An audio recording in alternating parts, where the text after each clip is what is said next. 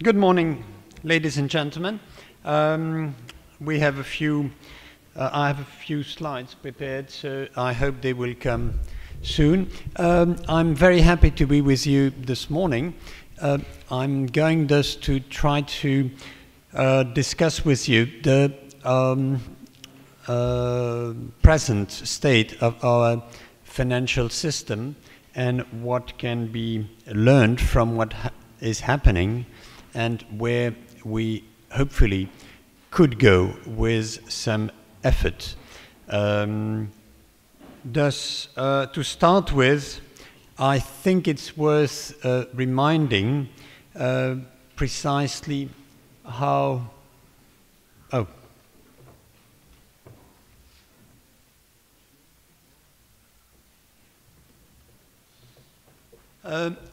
Thus, the last great financial crisis we had was in the 1920s, and in the 1920s, if the Glass-Steagall came into being, it was after substantial analysis and examination of what had caused the crisis of the Great Depression of the 1930s, and it was realized that the main reason for that depression had been the financial excesses of the 1920s.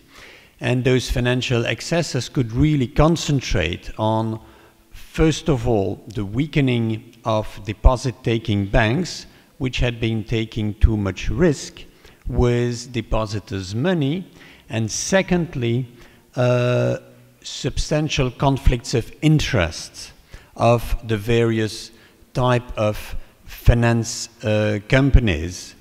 Therefore, what is globally known as the Glass-Steagall system provided, first of all, that banks that took deposits became very limited in the kind of risk they could take, and secondly, that various banking functions had to be separated.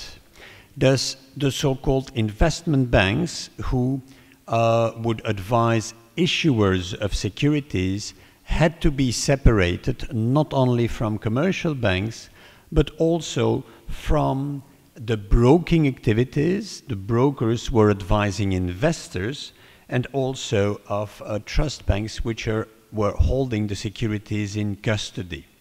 It was also realized that a part of a great responsibility for the financial crisis was that shareholders, and most specifically holding companies, had been having a far too great influence on companies, because through holding company structures, people who did not even have the legitimacy of being owners themselves of shares could exert a great influence on companies. Thus, a lot of legislation was enacted at that time in order to keep the financial sector into a reasonable size and also to keep its profitability under control. There was basically little incentive at that time for banks and for financial companies to market their services, because anyway their profitability was limited. I'm personally of the view that credit is something very useful in the right quantity.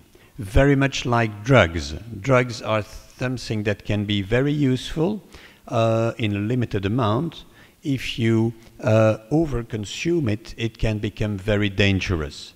Exactly the same is the case with credit. Credit is very useful. If you use it excessively, it becomes a great damage doer. In the 1980s, for a number of reasons, amongst other political, it was decided to deregulate in order to enhance innovation, and particularly financial innovation. It was believed that financial innovation would bring progress. What was called the Big Bang in London was a great movement of deregulation of finance and despecialization of finance. Instead of being kept into their specialized activities, financial companies became free to engage in any kind of activity. And thus, of course, conflicts of interest reappeared immediately. The center for the financial deregulation and financial new dynamism was, in fact, what was called at that time the euro-dollar market, which was centered in London, the euro deposit market and euro bond market. Had nothing to do with the euro as a currency, which did not exist yet. Simply any currency that was outside of its own, of its country of issue would be called a euro currency. It was felt, even in the 1970s, that this euro deposit market would recycle the petrodollars, the huge reserves that oil exporting countries had accumulated. It became quite quickly obvious that this recycling had been a disaster, and throughout the 90s there were successive financial crises, amongst other many developing countries, which had been pushed to borrow far too much for their own good, very much like Greece has. And those countries also had to undergo substantial crisis because of the financial misbehavior. At that time also takeovers became very normal, and hostile takeovers became all the rage on Wall Street. It was maintained that companies had to be as big as possible because size would bring economies of scale, which nobody ever checked or even understood, and that the largest the company, the better it would be. This culminated in the 1990s, in fact, when really finance became more of a parasite in the economy. Finance is normally something very respectable. I've been a banker all my life, personally. I think finance can be very respectable, but finance is there only to help the real economy to transfer savings to people who need to borrow and to invest. Finance is there as a kind of transmitter. Finance should be done at the least possible cost. Before 1975, financial companies had a presence, a weight of about 3% in our economies.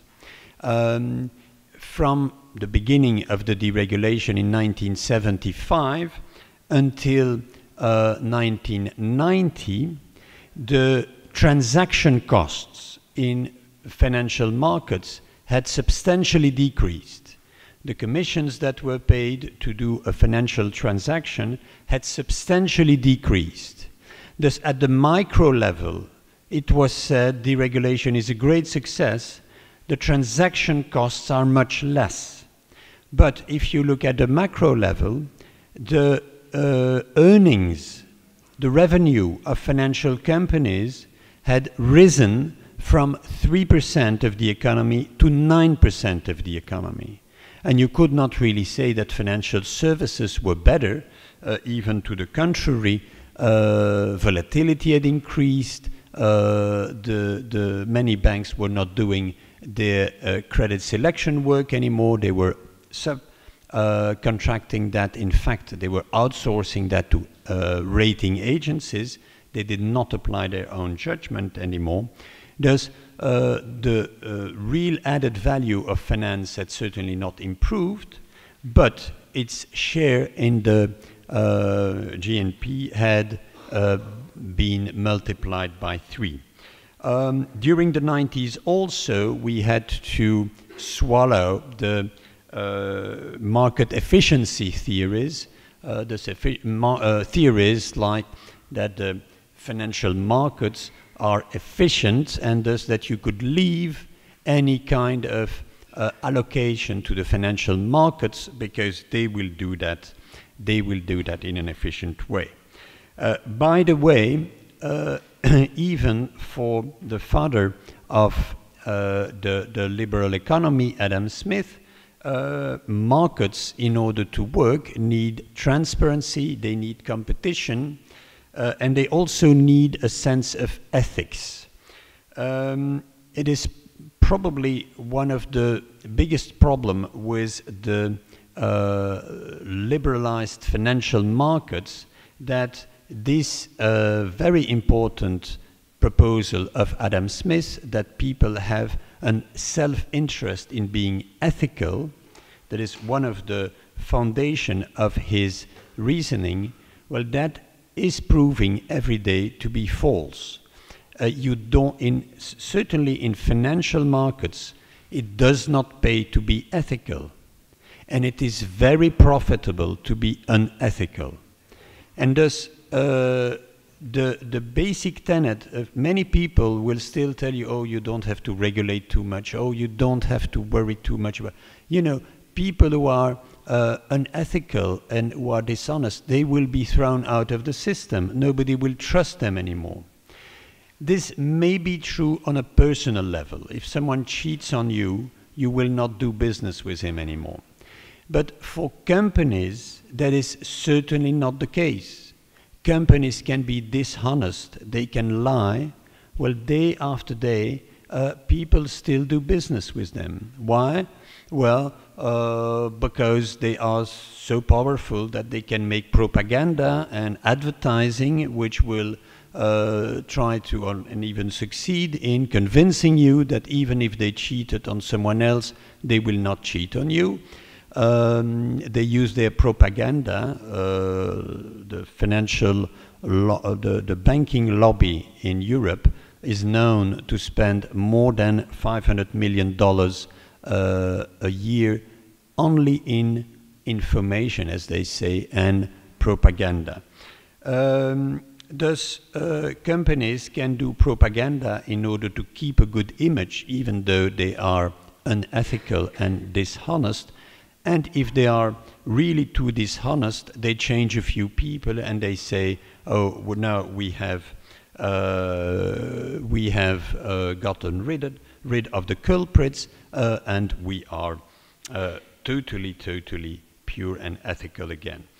Thus, anyway, even if we want to work with markets, markets are fundamentally, the efficiency of market is fundamentally harmed by market power, by opacity and manipulation, and very regularly since the 15th century, we see that markets, and certainly financial markets, are driven by an euphoria which another economist has called the madness of crowds.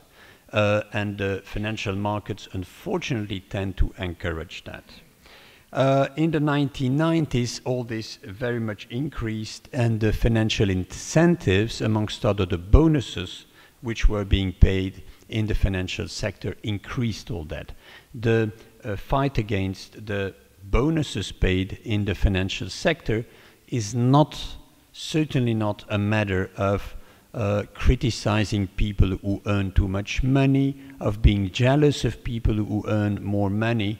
The problem with bonuses and with those high remuneration is that they kill any kind of sense of ethics which people would personally have.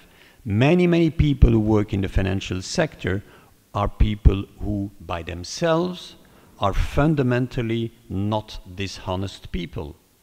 by themselves, many of them, the vast majority of them, have a personal sense of ethics. They are perfectly decent people.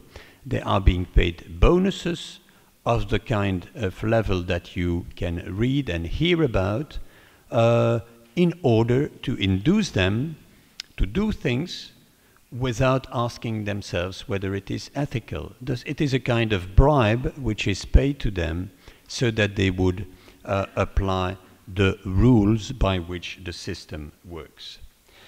And thus, since 2007, 2008, the system has gotten from a parasite into a vampire, and the financial sector is now quite obviously sucking the blood of the economy. In 2005, the share of finance in the gross national product in the United States, at least, it's more or less the same in England, a bit less in continental Europe. It went up to 15%, is probably even higher today. And the share of the financial sector in corporate profit shot up to 25%. With all that, once again, the service of finance to the rest of the economy is really not improving, even to the contrary. Volatility is increasing. Prices are totally opaque. They are manipulated.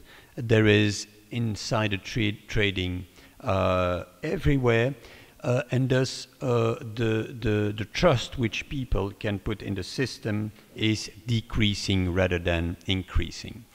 A very important lesson of the last years is that market discipline does not work.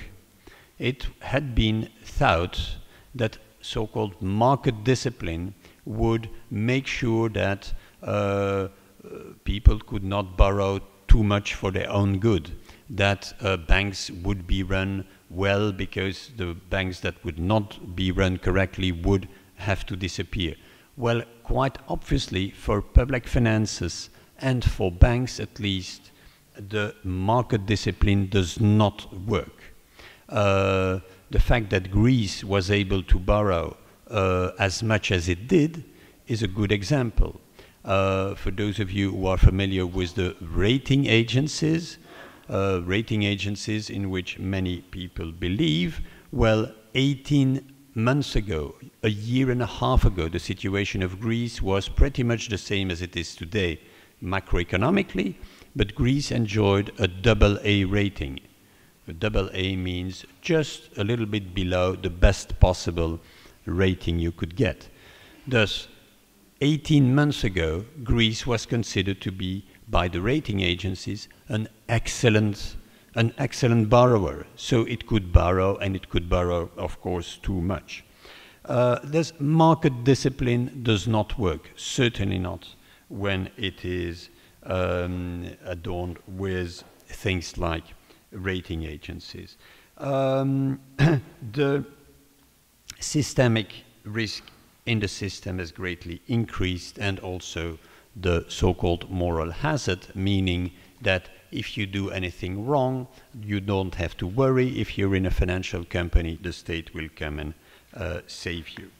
And the bonuses, it is quite obvious now that the bonuses are deleting any ethical constraint. Size has become an objective in itself, and it is surprising to see how many people are convinced that the bigger the bank, the better, even though there is no evidence of economy of scales for banks. And for many other companies, there is no evidence either that the bigger companies would be better. But there is one field in which size seems to bring profitability. It is in the field of investment banking. Thus, all the market-related financial market activities, the superior size seems to bring superior profitability. When you look a little bit close, you very quickly see that this superior profitability does not come from efficiency, as the economic theory would tell us, it comes from market abuse. And quite obviously, in investment banking and financial market-related activities, market abuse is very easy. The so-called over-the-counter markets, thus the unofficial markets where, amongst other derivatives, are traded, there is a total lack of clarity of prices. Thus the famous transparency which Adam Smith was claiming was needed in markets is totally absent. In the securities market, there is an enormous concentration of power. A few firms are controlling the totality of the markets. And they are doing that through the rating agencies and through the financial analysts which advise share investors.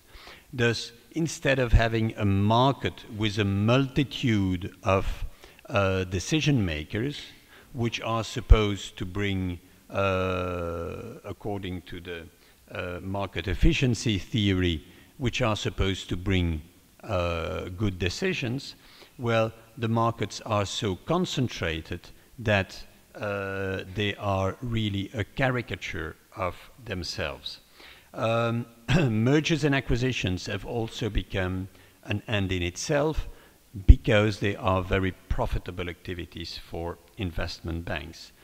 You may sometimes be following the listing of a company on the stock exchange, what is called an initial public offering, an IPO, when, for instance, a company that was a company like Google or Facebook, that was a privately held company, goes on the market. Well, banks accompany this process of distributing the shares in the market. The way in which those shares are distributed amount to outright corruption. This has been documented, has been proven in 2001, 2002, at the end of the internet bubble. These corruption practices are still in place today, even though everybody knows they are present. And these type of corrupting practices serve, of course, the large investment banks, the Goldman Sachs, Morgan Stanleys of this world, that helps them to keep a tight network of what we could call the oligarchy. They are held together by these investment banks who bribe them, amongst others, through hidden commissions and IPO allotments. They are bribing them in order to keep their business. The financial crisis so far has made things worse. Quite obviously, governments felt they had to intervene to prevent banks from going bankrupt and depositors, you and I, to lose all the money we had entrusted to banks. But banks have been saved to such an extent that, and without sanctions being taken, that in fact impunity has increased as well. There even was reward for failure in many cases. Banks' bosses, which had obviously mismanaged their banks, were fired, they lost their job and received tens of millions of dollars of bonus, what is called a golden parachute, for their good services. Some banks disappeared, some other banks were merged, thus there is even more concentration. The regulation, unfortunately, has not improved, and it has even weakened to some extent. Public finances are also weaker. Governments have gone more into debt in order to save their banks, and in fact banks have again become very profitable. They have received permission to hide their toxic assets. Thus, many banks do not have to do not report the losses they have on the toxic assets they own, and they report larger than ever profits, so as to be able to pay large bonuses and large dividends, and they appear as being more professionally run, more efficient than those politicians whose states are now, public finance are now so weakened. Moreover, we are consistently reminded that we have to follow a model of growth by consumption. Anything that a government would do to reduce consumption will immediately be criticized because it will reduce growth, as if consumption was the only way to promote a decent and a growing economy.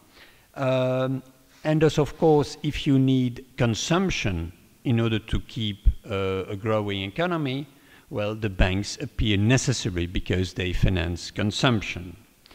Thus, the great risk at the moment is that if the system does not collapse, and there is a chance that it would not collapse, if the system does not collapse, it is large companies that are going to take control, and particularly the large banks. Politicians are unfortunately not very credible and do not appear very legitimate, and bankers with their the enormous financial means they control can use the propaganda to appear in fact to be the natural leaders of the economy, bankers and other members of this oligarchy. Would it be possible to stop the financial madness? I think it can, but therefore I would also plead very strongly for a complete and thorough return to what one could call a Glass-Steagall system, which is not only a separation of commercial banking and investment banking. Let us remember that it is only in 1999 that the Glass-Steagall Act was repealed, and before that it still existed, but the financial madness had already started to a large extent, amongst other because in the 1960s and the 1970s the Glass-Steagall Act had been considerably weakened. Thus, what we need is a return to really the financial system that existed in many countries before the 1980s, and that also existed in the United States since the 1930s, a system whereby financial intermediaries have to keep to a specific function.